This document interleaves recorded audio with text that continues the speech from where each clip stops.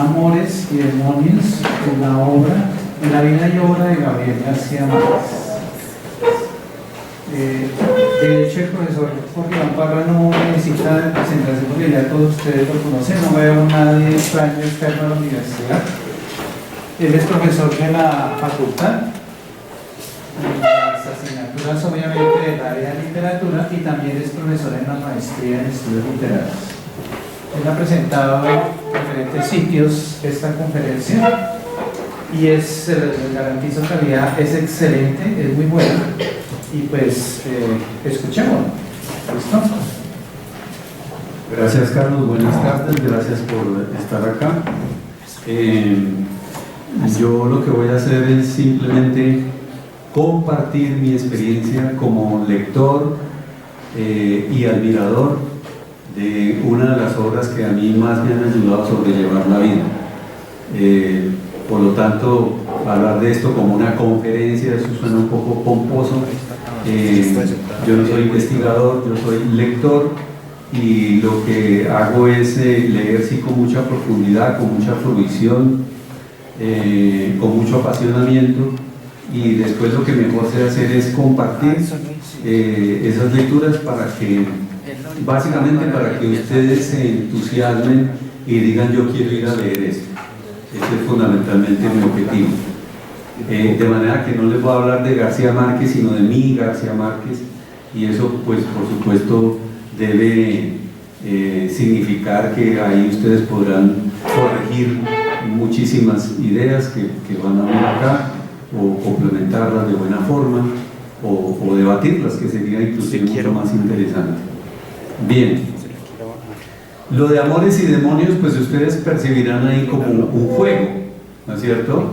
Estoy jugando con títulos de dos de sus obras, pero también detrás de eso está una categoría de Mario Vargas Llosa, que en Historia de un deicidio, que es prácticamente la única fuente secundaria a la que yo he acudido, no soy amigo de buscar fuentes secundarias, sino yo leo, veo directamente de las obras, me hago un juicio sobre ellas y sobre eso trato como de armar un discurso propio.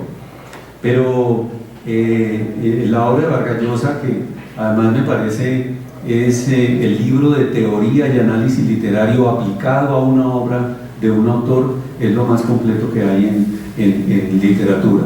Se llama Historia de un deicidio y se publicó en el año 71, de manera que Vargas Llosa comenta ahí absolutamente toda la obra de García Márquez hasta ese año, es decir, el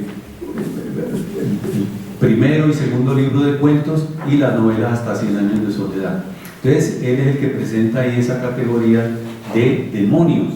¿Y qué son los demonios para Vargas Llosa? Son todas las experiencias, anécdotas, circunstancias, episodios históricos o familiares o de la cotidianidad, lecturas y experiencias que todo en conjunto es lo que va a terminar vertido en una obra literaria. Esos son los demonios. Entonces vamos a empezar por ahí. ¿Cuáles son los demonios que configuran la obra de García Márquez? Es decir, vamos a hablar de la formación de García Márquez como escritor, cómo es que él llegó a ser lo que fue, porque estuvo a nada de no llegar a ser lo que fue, fundamentalmente porque su vocación temprana ni siquiera era la literatura, ni la escritura, ni la lectura, era el dibujo y la música. Entonces, tenemos una primera presencia muy importante en la obra del escritor, que es quien lo recibe, es la matrona, que se llama Juana de Freites. Ella es la que en esa época los niños no nacían en hospitales ni nada, sino en las casas, y estaba la matrona a la que llamaban, y ella era la que recibía el bebé. Entonces esa señora se llamaba Juana de Freites y era una venezolana, esposa de un general venezolano de muy alto rango que venía huyéndole a la dictadura de Vicente Gómez en Venezuela. Así llegaron muchísimos venezolanos a la costa colombiana, pero especialmente a los a las 3 ciudades que a la sazón, esto casi nadie lo sabe, a la sazón eran las 3 ciudades de mayor desarrollo y de mayor progreso en Colombia, que eran Sincé, Sucre y Aracataca. Entonces, a esas ciudades llegaron inmigrantes venezolanos huyéndole a la dictadura, como también llegaron sirios, libaneses, italianos, españoles, una cantidad de gente que venía del otro lado del mundo, atraída por diversas circunstancias que eran muy propicias pues, para sentar vivienda y familia en esos lugares. Entonces Juana de Freites es la que lo recibía al mundo y es la que de chiquito le ajusta el oído, le prepara el oído, es la responsable de la predisposición que va a tener García Márquez para las historias. Y por eso es que García Márquez es un escritor tan oral y es un escritor al que se le nota por encimita cuando uno sobre todo cuando uno lo lee en voz alta, un párrafo en voz alta, se le nota por encimita que es un escritor que escribe con el oído, así como hay muchos malos escritores a los que se les nota rápidamente que son sordos. A García Márquez uno le nota rápidamente que es un escritor que escribe con el oído. ¿Y ese oído dónde lo trabaja? ¿Desde cuándo lo trabaja? Pues con el entrenamiento que le daba Juana de Freites, contándole historias permanentemente, sobre todo pues los cuentos infantiles, que ella les hacía su pequeño arreglo y su pequeño truco por nostalgia con Venezuela, y era que por ejemplo no era el flautista de Hamelin, sino el flautista de Maracaibo o de Barquisimeto, es decir, se apropiaba de esas historias de los hermanos Grimm y hacía parecer que ocurrían como en Venezuela. Después aparece una segunda mujer y vamos como en orden cronológico, que es Rosalena Ferguson. Rosalena Ferguson, llamada la turquita, claro, en esa época todos eran turcos, pero no había turcos en Aracataca, lo que había era libaneses y sirios más que todo. Y esta era la turquita que fue la maestra de escuela en el gimnasio Montessori de Gavito. Si bien de Juana de Freites él recibió las historias, los cuentos infantiles, vía Rosalena Ferguson les llegó la poesía, que eso va a ser esencial para la formación de Gabo como escritor. Y era nada menos que la poesía del siglo de oro, porque esta señora era enferma con la poesía del siglo de oro, y en las clases ella era la única maestra y daba todas las materias, recitaba poemas del siglo de oro a toda hora, y los niños encantados, pero especialmente García Márquez, y ahí es donde él también va educando el oído para la prosa que él va a escribir, que es tan poética y llena de ritmo y sonoridad. García Márquez, digamos, tiene una gran deuda con el siglo de oro y también con el modernismo, que será una cosa que va a descubrir un poquito más adelante. Después tenemos otro par de personajes como de su entraña familiar, como de su entorno más cercano, que además son mujeres también, que son Tranquilina Iguarán, que era la abuela, y la tía Francisca Simodosea Mejía. Se habla de las tías de García Márquez y tal, pero en realidad era esta tía que fue la que le metió en la cabeza la idea de que los vivos podían compartir con los muertos, que en una casa había muertos y vivos, pero que digamos que compartían de manera natural. Y entonces por eso él le decía, oye, no te metas a la alcoba de la tía no sé qué, la tía Petra, porque la Petra no le gusta que... Y pues la tía Petra había muerto hacía mucho tiempo, pero entonces ella fue la que le metió en la cabeza esa idea, que se la va a ajustar 30 años o 35 años después, la lectura de Juan Rulfo, ¿no?, de que los vivos y los muertos pueden compartir el mismo espacio. Y además porque hay algo de esa tía loca, como todas las que él tenía. Por ejemplo, René, la que le sirvió para hacer Remedios la Bella, pues era una tía que evidentemente andaba en pelota por toda la casa de los almendros y tal. Eran unas tías locas. La abuela Tranquilina murió loca, completamente ciega, un poco como el destino de Úrsula Iguarán. Entonces esta tía Francisca en parte le va a servir de modelo para crear más adelante ese fabuloso personaje que es la mamá grande. Y la abuela Tranquilina, ¿qué le aporta a Gabo? Una cosa que de método es bastante importante y que no tiene un nombre técnico, no tiene un nombre académico, sino el nombre que es y que Gabo le encontró, y es la cara de palo. Lo que la abuela le aporta es la cara de palo con la que ella le cuenta las historias. Es decir, para que Gabo, cuando va a contar historias, no incurra en la fantasía, sino en el realismo mágico, que es una cosa muy distinta. ¿Y qué es lo que distingue el realismo mágico de la fantasía? Que en la fantasía el lector se ve sorprendido y el personaje también, mientras que en el realismo mágico todo el mundo queda tranquilo y asume las situaciones como si fueran cotidianas y naturales. ¿Por qué? Porque quien las cuenta con una naturalidad absoluta, es decir, mantiene su cara de palo. Eso es lo que le aportan este par de mujeres a la formación, digamos. No es que Gabo empiece a escribir en ese momento, inclusive Gabo se demoró en aprender a leer. Gabo aprendió a leer y a escribir muy tarde, a escribir casi como a los 9 años, ¿no? Hoy día los niños escriben al año y medio y ya son ingenieros a los 2 años y cosas de esas, ¿no? Y de hecho, lo único que él leyó prácticamente hasta los 9 años, el único libro que él tenía en su casa, porque se lo regaló Rosalena Ferguson, y era lo que él leía permanentemente. No era fácil tener un libro en esa época, fue Las Mil y Una Noches, y por eso el primer gran demonio literario de García Márquez es Sherezada, el segundo va a ser Kafka, mucho más adelante, y más adelante va a ser Juan Rulfo. Hay otros, pero sobre esos tres demonios literarios es que se construye la voz narrativa y el estilo de García Márquez. Después aparece otro personaje, que prácticamente es el único personaje masculino como de todo ese cuadro, que es el abuelo Nicolás. Muy importante para Gabo, entre otras cosas, porque ellos dos eran los dos únicos hombres de la casa. Acuérdense que García Márquez no se crió con los papás. Si se hubiera criado con los papás, entonces hubiera crecido con Jaime, con Eligio, con los demás hermanos, ¿no es cierto? Él se crió fue con los abuelos, y entonces los únicos hombres de la casa eran el abuelo Nicolás y él. Y el abuelo pues se los llevaba para todos lados.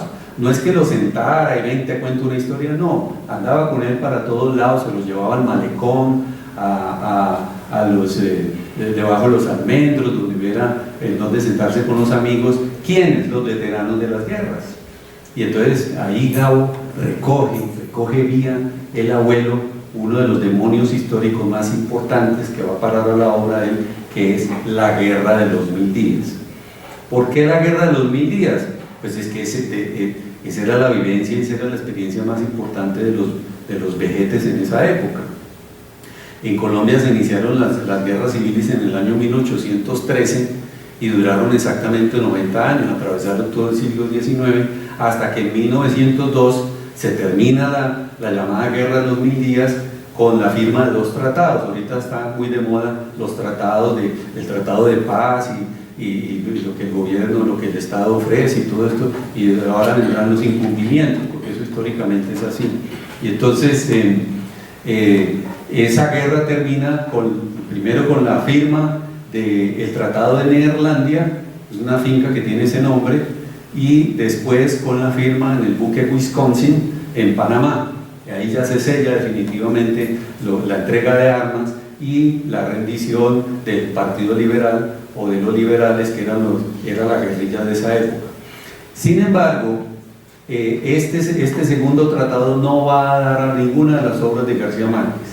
El que queda en las obras, mencionado en El Coronel no tiene quien le escriba, y mencionado también en 100 años de soledad, es el de Neerlandia. ¿Por qué? Porque ahí estuvo presente el coronel Nicolás Márquez, que él convierte después en Aureliano Buendía, pero es el abuelo de él el que hace parte, y ahí entrega las armas y todo eso y firma, y se queda esperando. Y si fue cierto, este coronel espera durante 35 años que el Estado colombiano le cumpla pues con lo que se firmó y con lo que se pactó y todo eso, que es lo que está pasando ahorita, ¿no es cierto?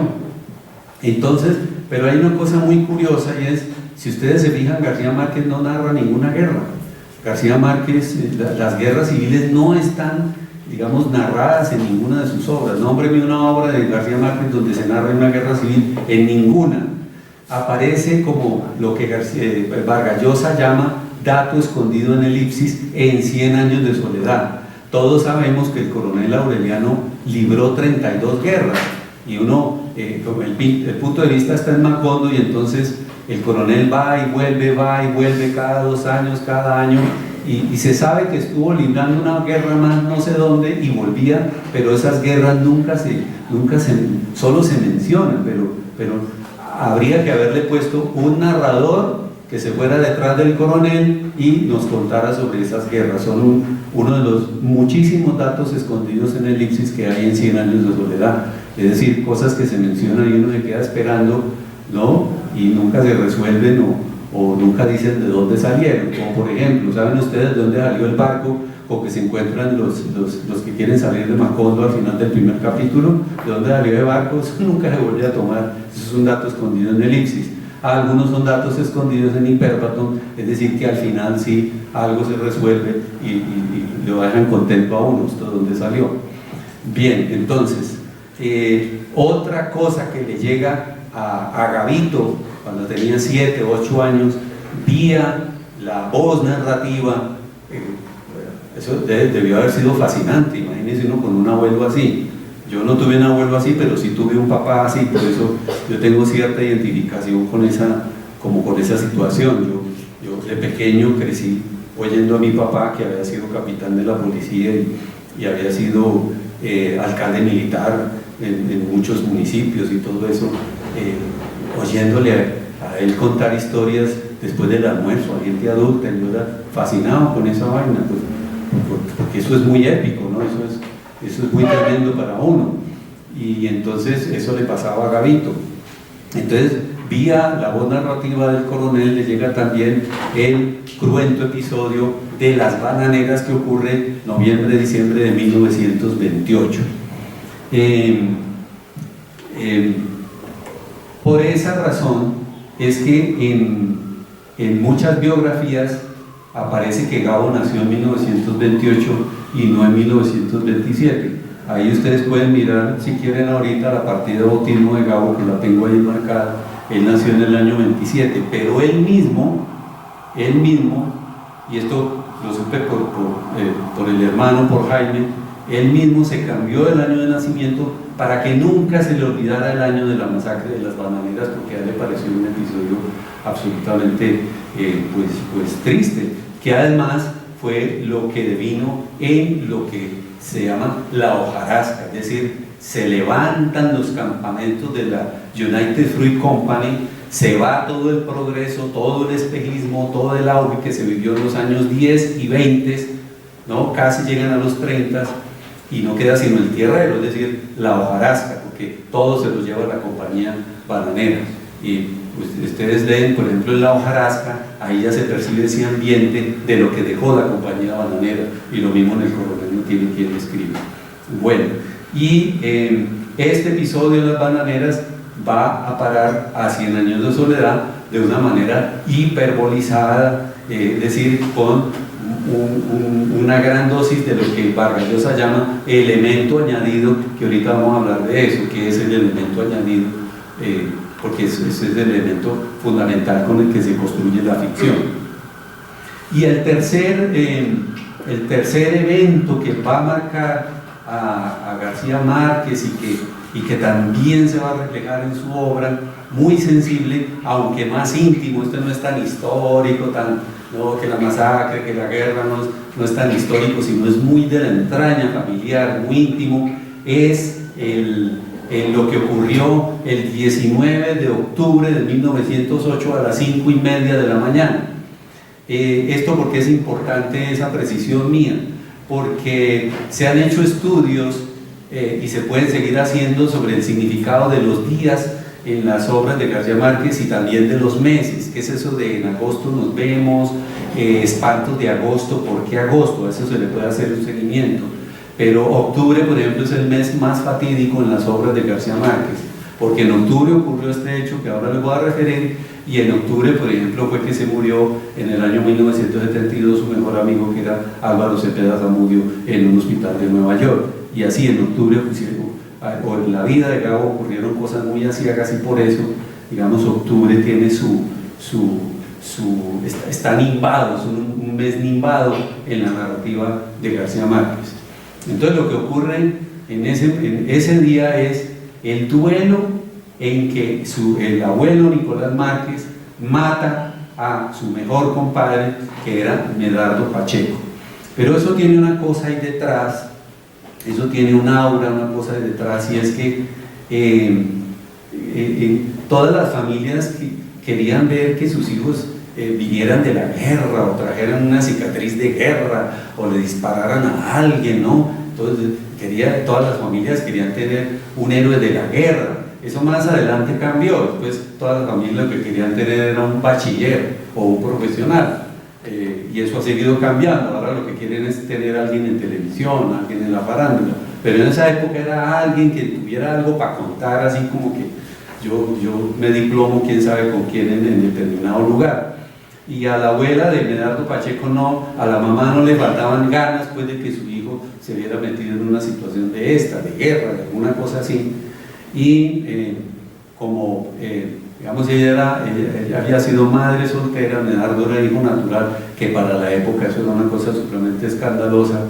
Entonces había como el rumor en el pueblo, y lo molestaban y tal, y en una de esas le llegó al oído de la señora que el coronel Nicolás Márquez se había chanceado pues con el asunto de que el hijo era natural y no sé qué, y entonces ella se agarró de ese detalle para azuzar al hijo, y tú vas a dejar que el honor de tu madre, no sé qué, y tú vas a dejar esto así, y entonces le fue metiendo pues como el deber, la obligación de sanear eso en un duelo, que era como se arreglaban los pleitos en esa época.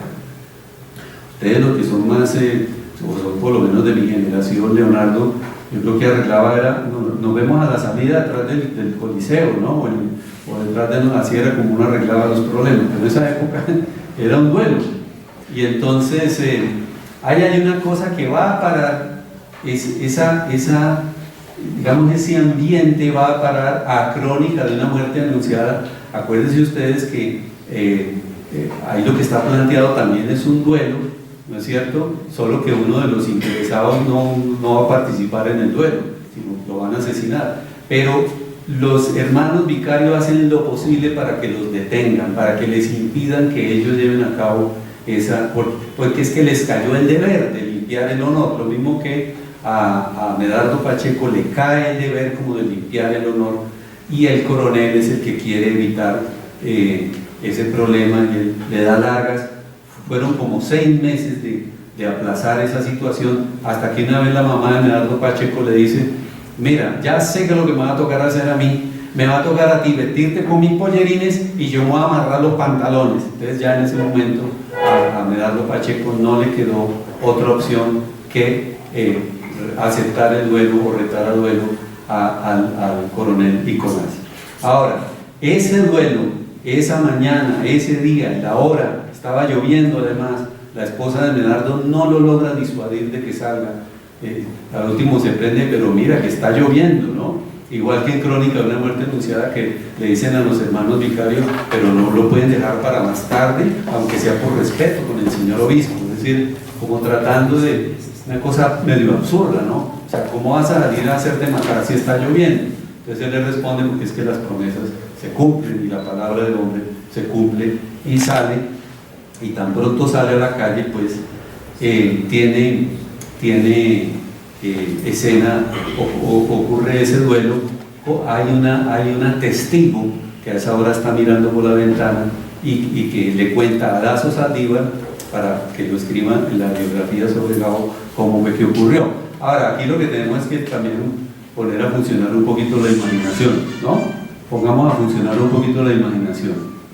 En una calle de Barrancas, que ese era el pueblo, la calle miserable de un pueblo miserable. Por eso habría que pensar que la biografía de Gabo y la vida de Gabo no empieza en 1927, empieza en 1908 con ese duelo. ese duelo es lo que va a explicar muchas cosas de la vida de él y lo que va a dar origen a la biografía de él. Entonces tratemos de imaginarnos en esa callecita, ¿no es cierto? Cuando el uno sale por un lado, a ver si le ponemos un poquito de...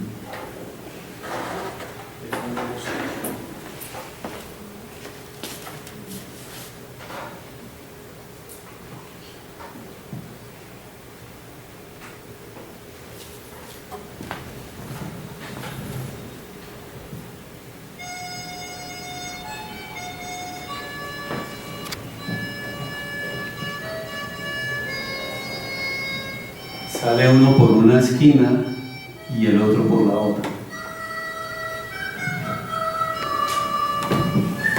El coronel le grita a Medardo Pacheco: yo ya arreglé mis asuntos, ¿tú estás armado? Y el otro no le alcanzó a contestar que sí cuando se llevó de una vez 2 tiros.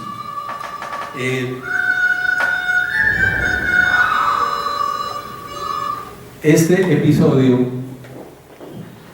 es muy turbador para García Márquez. Claro, estando el pequeño, pongámonos en la situación de un niño chiquito que se entera que su abuelo ha tenido un duelo. Eso es una cosa muy espectacular. Eso es imagínense, para contar en el colegio a toda hora y a los amiguetes, para impresionarlo. O sea, mi abuelo mató de un duelo a otro hombre, ¿no? Sobre todo porque ya en Aracataca en esa época se veían películas de todo tipo, y entonces pues llegarían películas del oeste donde se veían esas escenas, ¿no? Y entonces ese duelo va a parar a 100 años de soledad. En el comienzo de 100 años de soledad, pues claro, están traslapadas, digamos, las escenas y la historia y los motivos, pero más o menos se conserva como en los mismos términos. Es un asunto de honor. Acuérdense que Úrsula no tenía hijos, ¿no? José Arcadio Buendía no tenía hijos, y entonces alguien le dice, Prudencio Aguilar le dice, a ver si alguno de los hombres le hace el favor a tu mujer. Entonces imagínense, eso es más que una chanza pachuna, es una verdadera ofensa. Entonces José Arcadio Buendía le dice a Prudencio Aguilar: ve y ármate porque te voy a matar. Y Prudencio Aguilar no alcanzó a salir de la casa cuando José Arcadio lo atravesó con una lanza en el cuello. Y ahí está el duelo. Además el mundo estaba apenas naciendo, porque digamos se conserva ese ambiente como tan primitivo de esa población de Barrancas, de donde eran los abuelos de García Márquez. Pero va a parar más adelante a una película que hace García Márquez que se llama Tiempo de morir. No sé si ustedes la vieron. Esa película se hizo 2 veces. Primero se hizo en México, pero ahí García Márquez no intervino, pero sí escribió la segunda, que se estrenó en el año 85, y ahí se vive ese ambiente y esa cosa de la retadera, pero se vive el duelo al final. Acuérdense que Juan Sayago, ya exasperado por la provocación de uno de los hermanos Moscote, tiene que ceder y decir: Moscote, lo espero a la 1:30. ¿Dónde? Usted ya sabe dónde. Entonces la siguiente escena, pues no como en el duelo de Barrancas, pero muy parecido. En realidad fue en un corral a donde se fueron a matar estos 2 hombres. Pero es para que vean ustedes cómo hay episodios sensibles de la vida de un escritor que lo perturban y se criban y van a configurar toda una escena, un episodio muy importante en alguna de sus obras. Seguimos ahora de Aracataca y del abuelo, demos el salto a Zipaquirá. A Zipaquirá llega Gabo en el año 42. Yo tengo que saltarme aquí, digamos, como la circunstancia, y no va a haber tiempo, pero lo recibimos acá en Bogotá en el año 42, que él viene obligado por el papá a conseguirse una beca. Ya la familia había crecido mucho y a él no lo podían, ya estaba con los papás, ya no estaba con los abuelos, que estaban viviendo en Sucre, y ya no lo podían sostener. El chino era inteligente y todo esto, lo mandan a Bogotá a que se consiga la beca, vaya a guerrearse su época, le adaptan unos vestidos del papá, unos sombreros del papá, y con eso se viene el muchacho a buscarse aquí la beca. que finalmente no se la dan para el Colegio San Bartolomé, que era donde tenía derecho por el puntaje, porque esta sociedad clasista bogotana no le dio esa oportunidad. Y entonces le dijeron: hombre, usted que viene de provincia, es que usted con esos apellidos, ¿García qué? ¿García de cuáles? ¿Telegrafista? ¿De dónde? ¿De Aracataca? ¿Eso dónde queda? Entonces lo convencen de que se vaya a Zipaquirá, al Liceo Nacional de Varones, pues donde allá nadie lo va a molestar, porque allá el clasismo y el apellidismo y todas esas veleidades de la sociedad santafereña que todavía funcionan, allá no funcionaban. Y Gabo cae parado porque tiene la suerte de que en ese momento el rector del colegio es uno de los poetas de Piedra y Cielo, ese gran movimiento poético colombiano donde están Carranza, Gonzalo Rojas, ¿no es cierto? Y es el doctor Carlos Martínez, el rector del Liceo Zipaquirá, que rápidamente descubre el interés de Gabo por la poesía y entonces le empieza a soltar y le afloja toda la biblioteca del liceo: para usted solo, mijito, hágale, que ahí nadie lo va a molestar. Y además el maestro de español, que ese es el que siempre recuerdan los escritores, el maestro de español, ¿no? Porque ese es el que lo pone en contacto con, sobre todo, le recuerda lo que ya la maestra Rosalena Ferguson le había sacado cuando niño, que era la poesía del siglo de oro. Y entonces entre este par de personajes le ayudan más a la formación, sobre todo poética, de García Márquez. A él en ese momento no le interesaba escribir nada que no fuera poesía. De hecho, lo primero que escribe y publica García Márquez son un par de poemas de amor que publica en el diario El Tiempo con el seudónimo de Javier Garcés.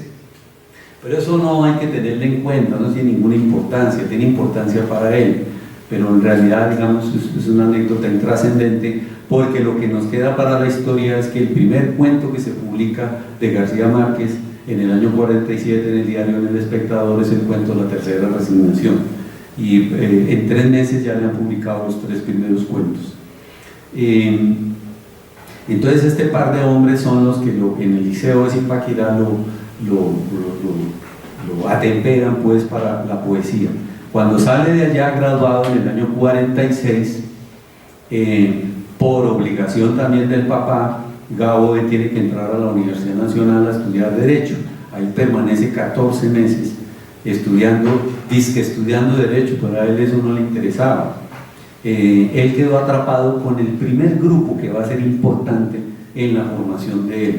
Este grupo casi nadie lo nombra, todo el mundo y los críticos, y es que el grupo de Barranquilla, el grupo dele con el grupo de Barranquilla, no, hay 2 más importantes todavía que el grupo de Barranquilla, que son el grupo de Bogotá, a donde él llega en la Universidad Nacional, que son Gonzalo Mayarino, el poeta, muy importante para él, tanto así que García Márquez, cuando se gana el Nobel, es el primero que sube en el avión para ir a recibir el premio Nobel en Estocolmo. Gonzalo Mayarino, el otro es Luis Villar Borda, que creo que era un sociólogo eminente de la Universidad Nacional, y el tercero nada más y nada menos que el padre Camilo Torres. Y ese es el primer parche que tiene Gabo, junto con un hijo de papi que venía de Cincé o de Sucre, que compartía habitación con él en la calle de Florian, que fue el que cualquier noche le pasa un libro a Gabo y le dice: léase esto, compadre, y le pasa un ejemplar de la Metamorfosis, y ahí sí que, mejor dicho, Gabo quedó parado en la cabeza cuando leyó la Metamorfosis, porque él entendió que sí se podían contar las cosas tal como la abuela le contaba él una cantidad de cosas pues que parecían absurdas, pero que no, que sí o sea, que la literatura era eso también. Y entonces estos hombres le dan lecturas. Gonzalo Mayarino lo lleva a su casa, que era una casa burguesa, a donde llegaba Álvaro Mutis y se reunían los poetas de no sé dónde. Entonces ese ambiente ya le fue cribando a él y le fue pudriendo el seso, al punto de que él dijo que de derecho ni que nada, a mí esto no me interesa. Pero ¿qué ocurre? Ocurre el Bogotazo, y con el Bogotazo Gabo pierde la máquina de escribir, y queda pues la absoluta indigencia, y se tiene que devolver para la costa, pero no llega a la casa de los papás porque no lo van a recibir, porque como así, si nosotros no, usted tiene que venir es con un título o de médico o de abogado, el resto no podía volver a la casa. Entonces empieza él a guerrear su vida en Cartagena. Como ya había publicado 3 cuentos en El Espectador, él tenía un poquito como de alas, ¿no? como de músculo pues, narrativo, para decirle al director del diario El Universal, Clemente Javier Zavala, que lo reciba, que él quiere trabajar ahí. Y Clemente Javier le dice, bueno, pues escríbeme una columna de opinión para mañana. Y entonces Gabo se sienta y la escribe enseguida. Cuando Clemente Zavala lee, ¿no?, el primer párrafo que dice: los habitantes de la ciudad ya nos habíamos acostumbrado a la garganta de lata que todas las noches nos cantaba el toque de queda. Dice, este hombre tiene talento, tú te quedes acá, y lo contrata. Y ese día Gabo ya era escritor y ya era periodista, sin haber estudiado nada para eso, con un sueldo de miseria, pero ahí va aguantando, ahí va remando. Y es cuando aparece en su totalidad el segundo grupo que va a ser importante para su formación, que es el llamado Grupo de Cartagena, que casi nadie nombra. Y hay unos personajes que fueron también muy importantes, como Ramiro de las Priella, como Ibarra Merlano, como nada más y nada menos que Héctor Rojas Erazo, que para muchos, yo me incluyo, viene siendo, si no es el segundo, el tercer escritor más importante que ha dado este país. Había otro que era médico y escritor, que escribía sobre los bajos fondos y los barrios periféricos de Cartagena, que era el doctor Manuel Zapata Olivella. Y ahí ya teníamos el Grupo de Cartagena, que también le fue soltando a él diversas lecturas y tal. Pero en Cartagena había una especie como de aristocracia muy harta, entonces le hicieron matoneo. Este cataqueño no nos gusta acá, y la forma como habla, la forma como se viste, es muy igualado, y empezaron a hacerle la vida imposible, porque en Cartagena había eso. En Cartagena ustedes saben que hay unas familias muy tururú, no es cierto, y entonces, y que tenían esclavos y no sé qué. Entonces él se aburrió de Cartagena y se va para Barranquilla, que era donde funcionaba el otro periódico importante de la costa, que era el diario se me olvidó, el diario El Heraldo. El Universal era en Cartagena y El Heraldo era en Barranquilla. Entonces él empieza a trabajar en El Heraldo de Barranquilla y se adhiere a otro parche, que pues es el que todos conocemos, pero que se vuelve famoso porque eran los que se reunían siempre en el mismo café, en el mismo burdel, en los mismos prostíbulos, todos influidos por Faulkner, porque Faulkner había dicho que el mejor lugar para escribir novelas era un burdel, que eso no había nada mejor que eso. Entonces todos querían ser Faulkner, y entonces todos aterrizaron a un lugar que se llamaba el Rascacielos, y el Rascacielos era un burdel que tenía 4 pisos, era el edificio más alto que tenía Barranquilla en esa época, en el año 51, 52. Y entonces ahí se reúnen un poco de tonticos. Los dos fue el mayor, papá e hijo. Germán Vargas, que fue un hombre que se leyó todo Proust en una semana. A Álvaro Cepeda Zamudio, casi nada. Y el sabio catalán, Francisco Briñes. Siempre había un catalán, siempre había barceloneses, catalanes, españoles. ¿Por qué? Porque eran inmigrantes que venían huyéndole al franquismo, o habían venido huyéndole a la guerra civil española, en fin, y ahí esa era la suerte de Viñes, que era el sabio catalán. Todos ellos aparecen homenajeados en 100 años de soledad. A cada uno de ellos los nombra y todo, porque ese fue un grupo muy importante. Y lo que ocurre con la cosa del grupo es que a la salida del Café Colombia, el mismo Gabo, ¿no?, igualado ahí, pues le dijo a Germán Vargas: oye Germán, era muy jovencito, los otros eran más viejos que él, oye Germán, como que estamos bien de grupo, ¿no? Fue la primera vez que se mencionó la palabra grupo y que se designó a un grupo de amigos que se autodenominaban los mamagallistas como grupo. Después eso quedó formalizado ya, gracias a un escritor boyacense, por darle un artículo que se refirió a ellos como el Grupo de Barranquilla.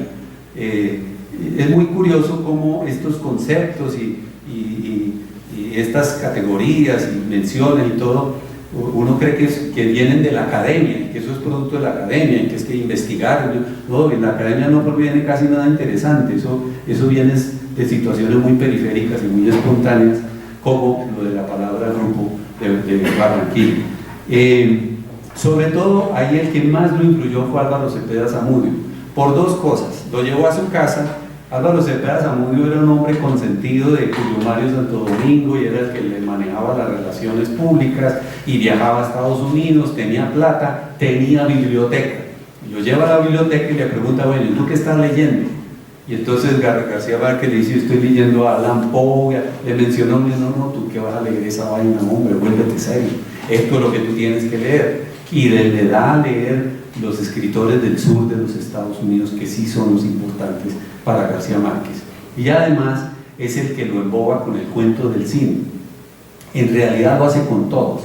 En Colombia nadie hablaba de cine, no se habían hecho películas, el cine no existía, no era una cosa importante, hasta que Álvaro Cepeda Zamudio, que era el que iba a Los Ángeles y no sé qué, él los embaucó a todos con el cine, que había que hacer cine y que ese era el arte que iba a chuparse a todos los talentos y que más que la literatura y todo eso, él fue el que le metió el cuento del cine. De manera que aquí tenemos como prácticamente todo. Me faltaban dos personajes del Grupo de Barranquilla.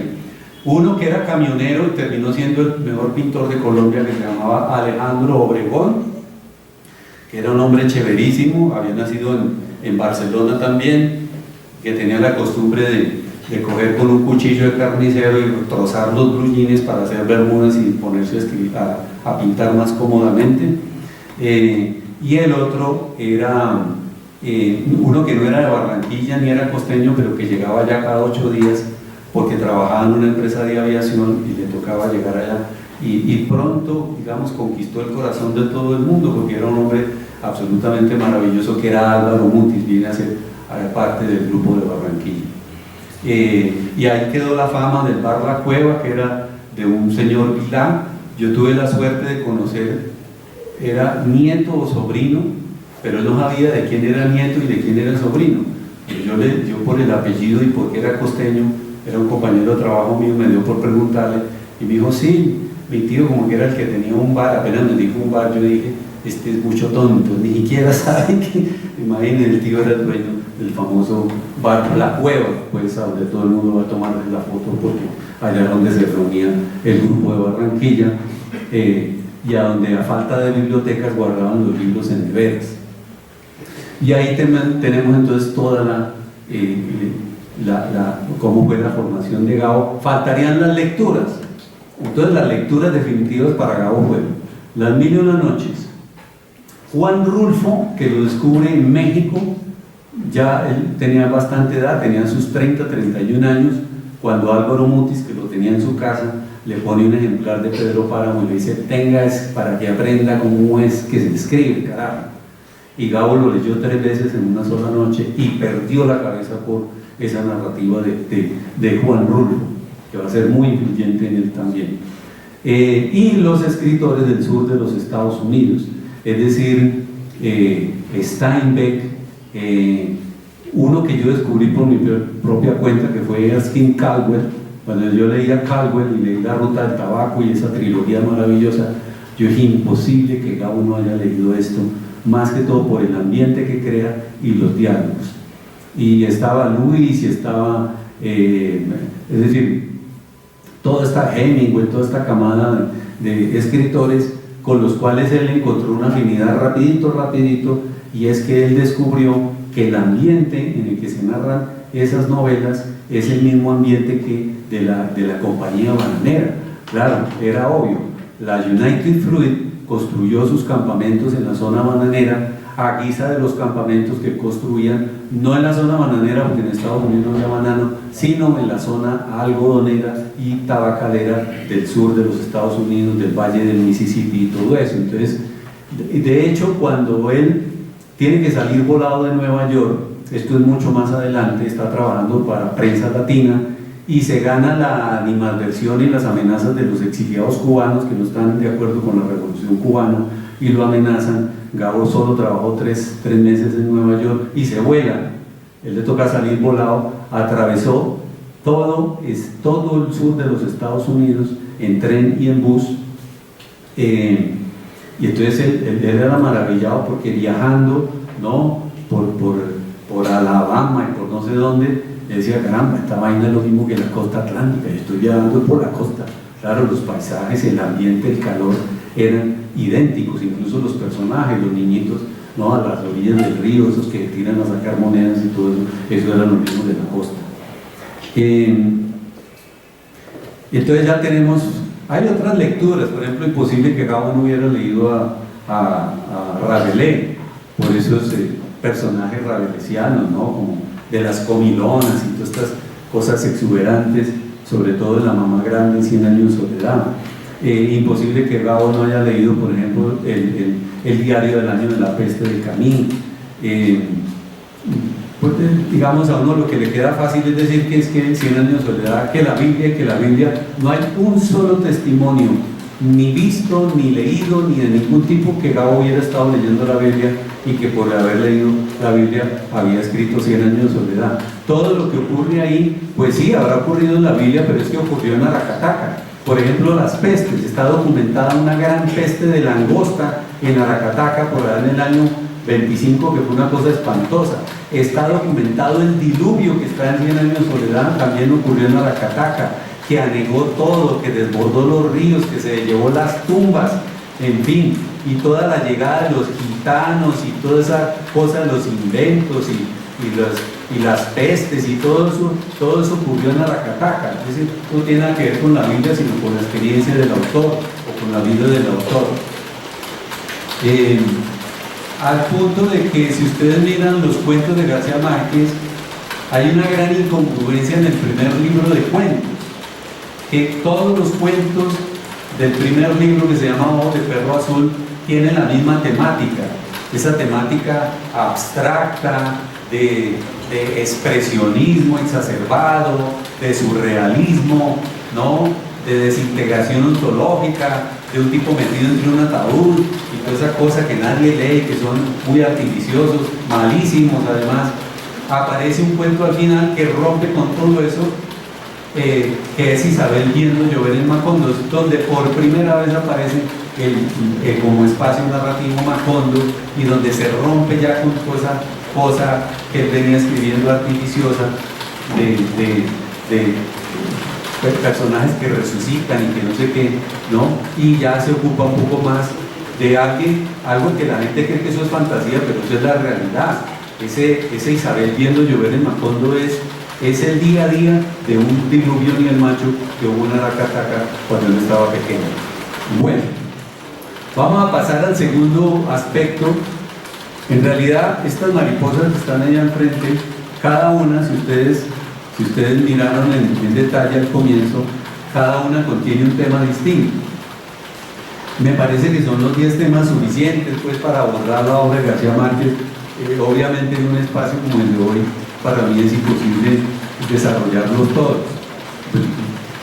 Yo hace poco en el Congreso de ALPAN lo logré, pero tuve 7 horas, fue todo el día pues, para desarrollarlo. Voy a pasar al segundo, que tiene mucho que ver, o sea, está un poquito enlazado con el primero, y es el universo femenino en la obra de Gabo, que es algo muy común al boom latinoamericano. Uno diría que estos escritores del boom fueron muy enaguados, es cierto, pero en realidad el universo femenino tanto de Fuentes, si ustedes miran bien, de Vargas Llosa, si miran bien, de Cortázar, ni se diga, y de García Márquez, el universo femenino tiene muchísimo peso. Tiene muchísimo peso las mujeres en la formación de estos escritores, y tiene muchísimo peso los personajes femeninos en sus historias, ¿no?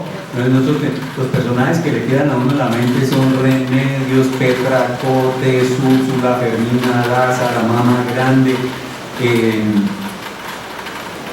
Divina Flor, bueno, todos los personajes femeninos. Pero habría que agregarle a la formación de Gabo otra parte de personajes femeninos muy fuertes, definitivos que son. En primer lugar, uno que es literario, que es Virginia Woolf. Virginia Woolf le da a García Márquez, sobre todo cuando se publica La señora Dalloway, le da a García Márquez una idea de manejar el tiempo, del tiempo subjetivo. La idea del tiempo subjetivo la recibe primero García Márquez de Virginia Woolf que de Juan Rulfo, que lo va a conocer mucho tiempo después. Y fue tanto el impacto de La señora Dalloway en García Márquez que las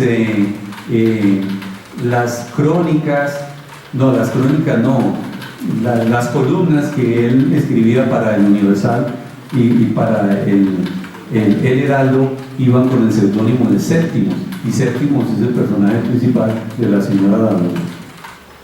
Después tenemos otra mujer importantísima que se llama Tacha Quintana. Tacha Quintana era una vasca, vive todavía. Yo pude conversar con ella y oírle, pues, oírle cosas, pues, que si uno no las oye así o no se entera así, pues ya no se entera nunca. Digamos, Tacha Quintana fue la que le calmó el hambre de García Márquez en su peor época en París. Fue la que lo prohijó, le dio techo, le dio comida, le dio una habitación donde escribir, le dio protección. Cuando Gabo tenía que ir y pedir prestado un hueso para hacer el caldo, eso está absolutamente documentado, y tenía que pedir un franco en el metro para poder tomar el de venida, es decir, pidió limosna y escarbaba en las canecas, se dedicó nunca dejó el vicio del cigarrillo, pero fumaba colillas que encontraba. Y Tacha Quintana fue la que lo prohijó y lo tuvo. Fueron varios meses hasta que se aburrió y le dijo: mira, yo no puedo vivir con un hombre que se la pasa todo el día escribiendo. Después aparece otra mujer en París que se llama Madame Lacroix. Madame Lacroix es la dueña del hotel a donde Gabo queda varado en el año 55, cuando Rojas Pinilla cierra El Espectador. Acá en Colombia cierra el diario El Espectador, y García Márquez era corresponsal del Espectador en París. No volvió a recibir el cheque, pues porque el diario se acabó, y ahí quedó atrapado, y pasaron los meses, y esta señora tuvo la intuición, tuvo el pálpito de decir: un hombre que siendo latino, y aquí los latinos lo único que hacen es emborracharse todos los días y llegar a la madrugada, y este hombre uno lo ve que es escribiendo a toda hora, de día y de noche, algo hay aquí detrás. Ella tuvo esa intuición, y entonces no lo dejó en una habitación del hotel, pero sí le dio la buhardilla. Digo: yo te doy la buhardilla, tú te vas allá y me vas a pagar el día que puedas. Pero quédate tranquilo. Y digamos, fue muy importante que apareciera esa señora. Es que no es fácil estar varado en París y que le aseguren a uno el techo, ¿no es cierto? Y sobre todo en esa época. Bueno, después viene el gran personaje de la vida de Gabo, que pues, es nada más y nada menos que Mercedes Barcha, que era hija también de boticario. Se conocieron en Sucre cuando Gabo vivió en Sucre ya con sus papás, y entonces ella también Gabo era hijo de boticario y Mercedes era hija de boticario también.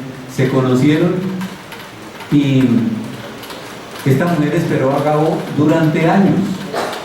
Ellos se prometieron cuando eran jovencitos, y Gabo volvió muchísimos años y ella todavía lo estaba esperando. El punto no es ese, el punto es el soporte tan grande que significó Mercedes en la vida de Gabo, sobre todo cuando escribió 100 años de soledad. Porque cuando Gabo escribe 100 años de soledad, termina de escribirla, él no sabía que ya tenían 10 meses de arriendo, que le debían al carnicero, debían al lechero, debían a todo el mundo, y que ella no fue capaz de, digamos, interrumpir su escritura, pues por esos asuntos domésticos. Y aparece la otra mujer importante en la vida de Gabo y en la vida como escritor, definitiva también, que es Carmen Balcells. Sin Carmen Balcells no hay boom, sin Carmen Balcells no hay obra del boom que se conozca, ni se traduzca, ni de nada. Esta mujer era una catalana que fue la que hizo conocer a todos estos escritores, los profesionalizó, les hizo que por primera vez les pagaran adelantos en sus contratos y que además les pagaran decentemente. Estando Gabo en México, llega Carmen Balcells y se le presenta y le dice: mira, te traigo $10,000 de un contrato con una editorial de los Estados Unidos que quiere publicar una de tus obras, y él ni siquiera sabía, pues, ¿no? Entonces le dijo: no, pues mira, si la cosa va a ser así, yo te doy los derechos de todos mis libros. Y detrás de él siguieron Fuentes, Vargas Llosa, todo el mundo. Carmen Balcells, que se murió hace un año y medio, fue, digamos, la garante, la gestora y la que hizo posible que las obras de estos hombres se publicaran, se editaran varias veces, se tradujeran en fin y se llevaran incluso al cine. Me queda por fuera una mujer muy importante que se llama María Luisa Elío. Si ustedes miran 100 años de soledad, se van a dar cuenta que esa obra viene dedicada a un par de personajes que nadie conoce. Y es muy curioso cómo Gabo no le dedica 100 años de soledad ni a Gonzalo Mayarino, ni al doctor Carlos Martín, ni a Cepeda, ni a Álvaro Mutis, que era como casi lo lógico, ni a Carlos Fuentes, que le ayudó a corregir, ni a Mercedes. Uno dice: pero qué cosa tan rara. ¿Y quién es María Luisa Elío? Nadie la conoce.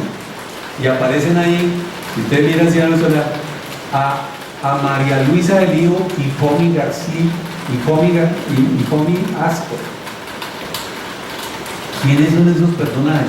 Catalanes. Por eso les digo, siempre hay catalanes, siempre hay inmigrantes, igual que la pintora Remedios Varo, por ejemplo, que digamos llegó a hacerle compañía a Frida Kahlo en México. Siempre catalanes, siempre españoles, inmigrantes. Pero ¿qué pasa con estos dos? Sobre todo con María Luisa Elío. Bueno, Gabo escribe 100 años de soledad en el año entre el 65 y el 66. Gabo tenía quien le leyera lo que iba escribiendo.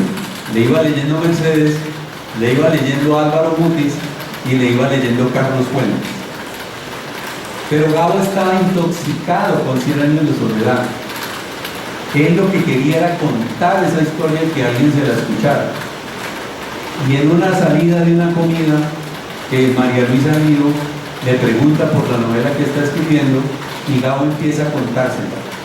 Pues eso fue a las 8 de la noche y a las 7 de la mañana del otro día Gabo todavía le estaba contando y esa señora estaba encantada, fascinada, no se le durmió, no se le aburrió, no le pidió agua, es decir, solo quería escuchar. Y Gabo por fin tuvo con quien oralizar la novela, porque es una novela muy oral. Una cosa es que se la lean y otra cosa es que se la escuchen. Y esa fue la mujer que le escuchó 100 años de soledad. Y no solo la escuchó, sino que le dijo: oye, Gabo, esto es una maravilla. Mire, Gabo, créeme que esto se va a leer más que el Quijote. Y Gabo, de puro agradecimiento y de puro vanidoso y todo, le dijo: bueno, pues entonces te la regalo. Y por eso quedó dedicada la novela. Este es un dato que casi nadie conoce. Hay que leer mucho, meterse en una de las biografías. Aquí tengo pues las más importantes. Hay 6 biografías ya de García Márquez, incluida hasta de un venezolano que se llama Gabo nació en Caracas, no en Aracataca. Pero no es una locura, es un homenaje a los años que pasó García Márquez en Venezuela, que para él fueron muy importantes, al punto de que allá fue donde escribió El otoño del patriarca. Entonces, miren ustedes, ya hemos despachado 2 temas, está lo del universo femenino, y podemos seguir con, yo no sé ¿Cuál sería como el más? Película, entonces se mete en Cinecittà y allá va a ver rodajes y todo esto del realismo, neorrealismo italiano, las películas de Visconti, de todos estos tipos, y él ve cómo es que se hace el cine y viene trastornado, viene completamente tocado por la cosa del cine, pero descubre algo que los lectores de novela pues sabemos que es y que tiene razón, y es que el cine no es lo más propicio para contar la vida como lo cuenta la novela. La novela es el gran invento de la cultura occidental y es el gran invento de la cultura para contar la vida. Muéstrame un solo aspecto de la cultura o del conocimiento, un producto del conocimiento humano que sirva para contar más la vida y que esté más cerca de la vida que la novela como género. No lo van a encontrar, y Gabo descubre eso porque él estaba con el engaño del cine, y entonces él mismo se baja de esa nube y dice: no, yo descubrí que con la cantidad de compromisos comerciales que hay detrás de una película, con la cantidad de gente que hay en un set, con todos los trucos, con todos los aparatos y con las cámaras y con la repetidera y cosas, yo me di cuenta que eso no era lo que servía para contar la vida, que era lo que a mí me interesaba.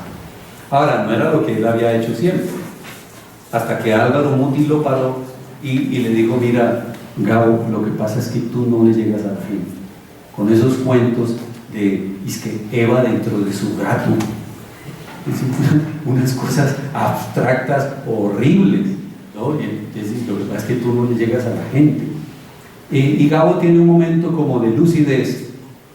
Es en el año 51 cuando su madre va y lo busca y le dice que lo acompañe a Rakataka porque van a vender la casa. Hacía 20 años la mamá no iba allá y Gabo no había vuelto desde chiquito, y van a vender la casa, pues porque necesitaban eso estaba tirado allá, ni se sabía quién la tenía. Y entonces cuando llegan allá a esa casa y se enfrentan las dos comadres, y Luisa Santiago saluda: ¿y qué hay de nuevo de la vida, comadre? Imagínense, después de 20 y pico de años, ¿y cómo va la vida de nuevo, comadre?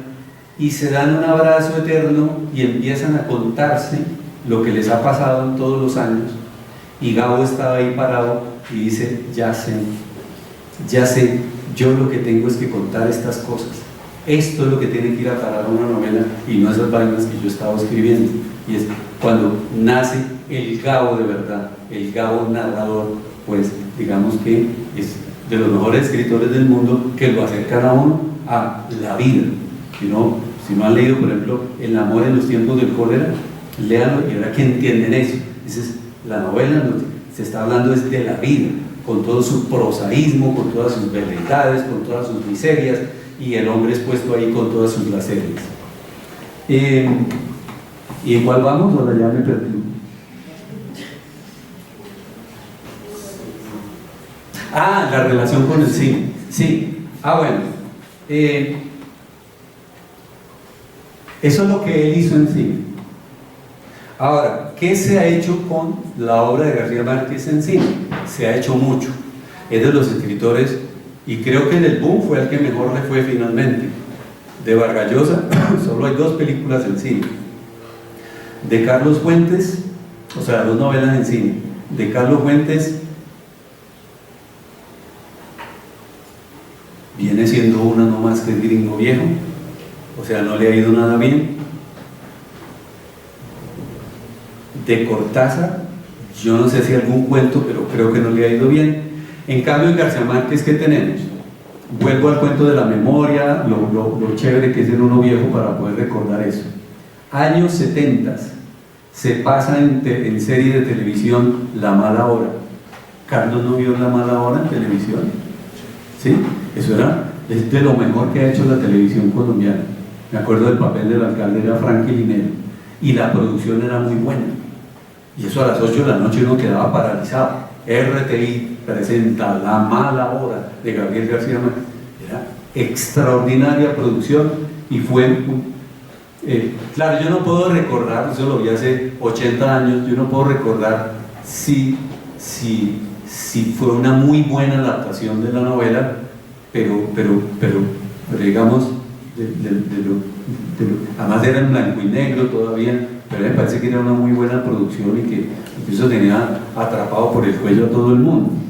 Después en México se hizo una película sobre un cuento que esta vez es más cinematográfico de Gabo, que se llama En este pueblo no hay ladrones. Pero el cuento fracasó, la película fracasó, porque todo el mundo iba a ver, digamos, era el morbo, ¿no es cierto?, el fetiche, porque imagínense, todos eran unos bobitos los que salían ahí en el cuento. Luis Buñuel era el cura, Juan Rulfo y Monsiváis en el bar jugando dominó, García Márquez era el portero, o sea, todo el mundo era, uy, figúrate que sale no sé quién, figúrate que sale, entonces iban a ver por quién salía, pero no le paraban bolas al guión. El año pasado tuve la fortuna de ver una pero muy buena adaptación, mitad para cine y mitad para teatro de En este pueblo no hay ladrones, lo hizo el Teatro Libre del Centro. La mitad la vimos con actores en el escenario, pero la mitad la habían grabado y entonces ponían la pantalla y los personajes de la pantalla interactuaban. Eso es una cosa maravillosa lo que hizo el Teatro Libre con En este pueblo no hay ladrones, que la hizo en su momento Arturo Riften. Bueno, después como les digo, esto es con mi memoria, yo aquí no que la ponencia, que la diapositiva, yo por ahí no me muevo. Yo recuerdo que vi La increíble y triste historia de la Cándida y de su abuela desalmada. Eso fue hace muchísimo tiempo, muchísimo tiempo. Y yo recuerdo tengo unos flashes por allá, recuerdo una caravana por el desierto, recuerdo el incendio y la abuela diciéndole Heréndira, Heréndira, ¿no? Me parece que fue una muy buena actuación filmada en La Guajira. Después de eso se vienen una andanada de películas sobre obras de García Márquez. La primera fue la de Francesco Rossi, Crónica de una muerte anunciada, que es una película y una novela con la cual yo tengo una relación muy estrecha. De hecho, aquí tengo este libro escrito por el hermano de García Márquez, Eligio, que se llama La tercera muerte de Santiago Nazar. Claro, porque es que Santiago Nazar es el personaje de García Márquez que más veces han matado. Lo matan por primera vez en Crónica de una muerte anunciada, que está acá. Lo matan por segunda vez en la película de Francesco Rossi, homónima, que cuando se estrena en Francia, los franceses sacan titulares que dicen Crónica de una mierda anunciada. Lo matan por tercera vez en teatro, es decir, ya es el personaje de García Márquez que más han matado, novela, cine, teatro.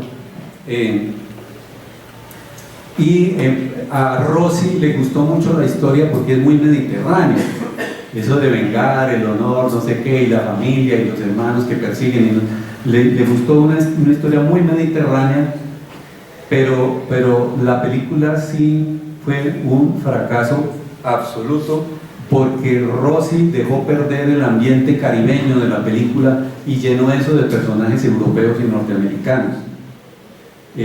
Entonces Ángela Vicario es Ornella Muti, y así, entonces había unos actores canadienses, otros ingleses, el hijo de Alain Delon, francés, y eso fue una torre de Babel, y la película se malogró. Además hubo unos actores que se murieron por el calor en Monpós. Yo hice el recorrido por esos lugares, la novela me la sé prácticamente de memoria porque la leí 11 años consecutivos en voz alta con mis alumnos de grado noveno, y entonces tengo, digamos, un recuerdo muy sensible tanto de la novela como de la película. El problema más grande fue la locación. En Monpós no había un solo sitio a donde meter a tantos actores y tanta gente que trabajaba para la película, porque además hubo que contratar a los que construyeron el barco, que era uno de esos barcos de río, de palas así grandísimas.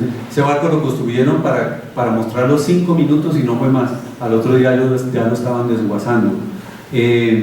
Tuvieron que filmar en Cartagena, Pasacaballos, Monpós, mucho dinero invertido en locaciones, todo eso, y no hubo a dónde meter todos los actores, y el problema más grave era el agua.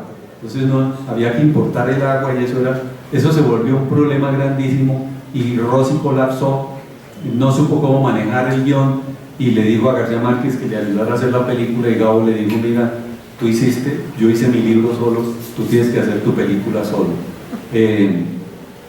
Después viene una muy buena adaptación de Del amor y otros demonios, que es relativamente reciente, parece que es un tratamiento muy decente de la novela de Gabo.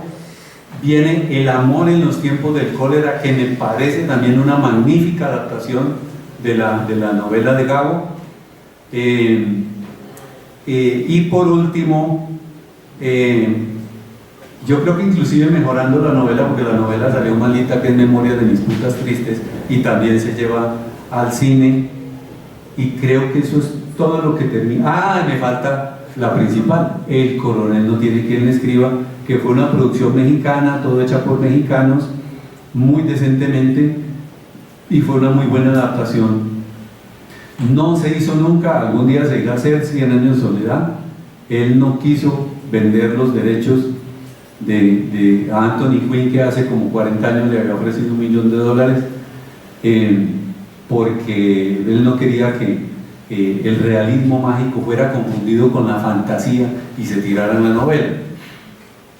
Y le cedió los derechos de El otoño del patriarca al que era, y yo estoy de acuerdo con eso, era el mejor director de cine que había, que era Akira Kurosawa, y Kurosawa vino y lo visitó como 2 años después, le dijo, mira Gabo, no puedo hacer esa película, no hay un solo lugar en el Japón donde yo pueda mostrar el calor que hay en esa novela, y la película no se hizo nunca. Creo que por petición expresa de Gabo, él había dado los derechos para filmar un cuento que se llama María dos Placeres, pero con la condición de que el papel lo hiciera Sofía Loren. Esta es la hora que yo no sé si la película se hizo o se está haciendo, creo que finalmente no se hizo, y con eso cerramos, yo creo que lo que es la presencia y la relación de Gabo con el cine. Y pues yo, viendo la cara de cansancio aquí de casi todo el mundo, yo diría que con eso como cerrando la charla también. Jorge, el tema del cine con la relación con Cuba, ¿por qué en Cuba no se hizo una película de Gabo? ¿Cómo fue realmente ese vínculo de Gabo con la escuela que fundó también en Cuba? ¿Cuál era su pretensión? ¿Por qué lo llevó a Cuba y por qué lo llevó esa idea de fundar allí esa escuela? Primero porque en esa época todos los escritores latinoamericanos estaban congraciados con la Revolución Cubana.